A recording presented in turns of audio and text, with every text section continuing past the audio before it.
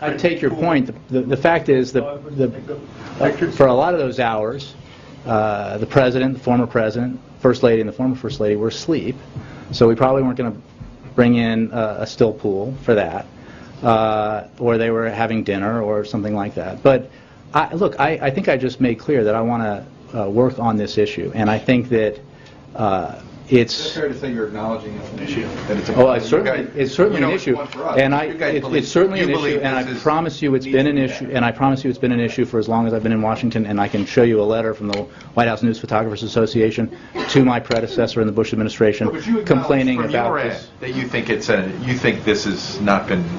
I would acknowledge that absolutely that we're going to work with the press and with the photographers to try to address some of their concerns. What I can also assure you is that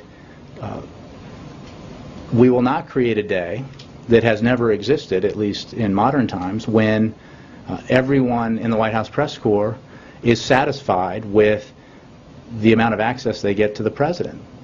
That would be, I think, impossible to expect. Have you ever given consideration to the flip side, which is to say, if you guys say to the press, we're not going to let you into an event because we consider it a private event, right? The conversations between the presidents, what have you.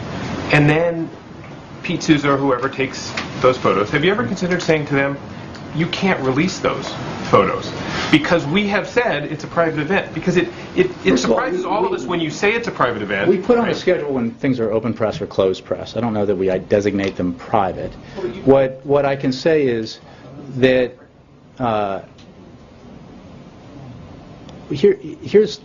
look, Mike, I think I think this is an important discussion to have, and I think that it's important to have it within the context of all the changes that are happening in the media. And here's what I know, is that for years, through presidencies of both parties, there have been White House photographers, official White House photographers, who have, by the nature of their jobs, had been in rooms with the president when others aren't there and taken pictures and released those photos, often on the same day. And hold on. Well, so the issue here is, I think this is the essence of the conversation, and it's not. It means that, because I think by that question you're acknowledging that we're not operating any differently than other White House offices have operated, except that the internet exists, and that in the past, when White House photos were developed and handed out here, news organizations could decide whether their readers would ever see those photos. What exists now on the internet is the ability for everyone, every one of you, everyone on the street, everyone